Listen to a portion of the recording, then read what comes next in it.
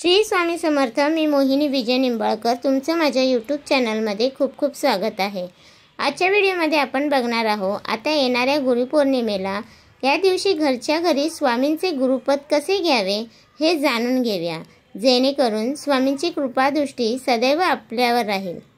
या वर्षीची गुरुपौर्णिमा खूप जवळ आली आहे। या दिवशी बरेच स्वामी भक्त स्वामींची विशेष पूजा करतात, तर काही स्वामी भक्त दिवसभर स्वामींची आराधना करत असतात। तसेच गुरुपौर्णिमेच्या दिवशी स्वामींच्या दर्शनासाठी स्वामींच्या मठात, मंदिरात किंवा केंद्रात जातात। गुरुपौर्णिमा ही साधी आणि घरच्या घरी कशी साजरी करावी यासाठी आपण थोडी माहिती जाणून घेऊ।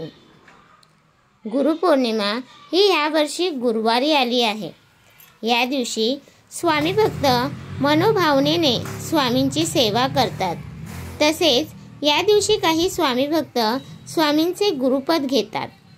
हे गुरुपद स्वामी भक्त केंद्रात किंवा मंदिरात जाऊन घेत असतात, पण घरच्या घरी स्वामींची पूजा करून त्यांचे गुरुपद कसे घ्यावे हे जाणून घेऊयात।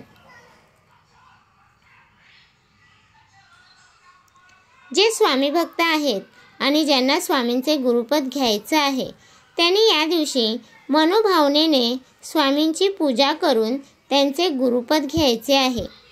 ही पूजा विधिवत कशी करायची आहे हे माहिती करून घेऊ। गुरुपौर्णिमेच्या दिवशी स्वामींचे गुरुपद घेण्यासाठी सकाळी 6 ते दुपारी 12 पर्यंत पूजा केली तरी चालते। शक्यतो दुपारी 12 नंतर पूजा करू नये।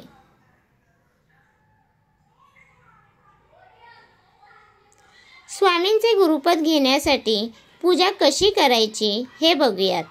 जे स्वामी भक्त असतात त्यांच्या घरात स्वामींची प्रतिमा किंवा मूर्ती असते।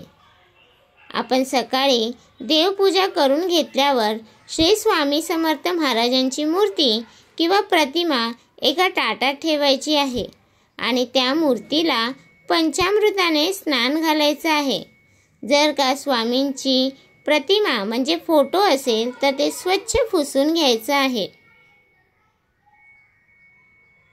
स्वामींची मूर्ती आणि फोटो स्वच्छ पुसून घेतल्यावर एका पाटावर एखादे स्वच्छ वस्त्र ठेवून त्यावर स्वामींची मूर्ती किंवा फोटो ठेवायचा आहे।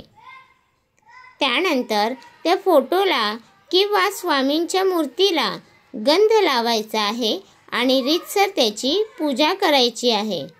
आणि जर शक्य असेल तर एक तुपाचा दिवा अवश्य लावावा। यासोबत 16 वेळेस स्वामी सुक्त वाचावे। हे स्वामींच्या नित्यसेवेचे जे पुस्तक आहे त्यामध्ये दिले आहे। यासोबत या दिवशी स्वामींचे पारायण केले तर सगळ्यात चांगलं आहे।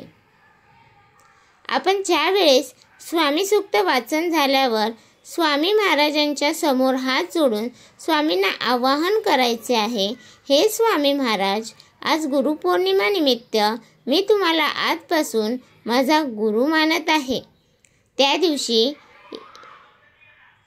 स्वामींना नैवेद्य दाखवायचा आहे, त्यात एक गोड पदार्थ आवर्जून ठेवा आणि श्री स्वामी समर्थ ह्या मंत्राचा 11 माळी जप करायचा आहे। तर तुम्हाला हा माझा व्हिडिओ कसा वाटला प्लीज कमेंट करून नक्की सांगा। व्हिडिओ आवडल्यास लाईक, कमेंट, शेअर करायला विसरू नका। आणि तुम्ही अजूनपर्यंत आपल्या चॅनलला सबस्क्राईब केलं नसेल तर प्लीज जाऊन चॅनलला नक्की सबस्क्राईब करा, कारण आपल्या चॅनलवरती तुम्हाला माहितीपूर्वक व्हिडिओ भेटत असतात। तर भेटूया उद्या एका नवीन व्हिडिओसोबत। श्री स्वामी समर्थ।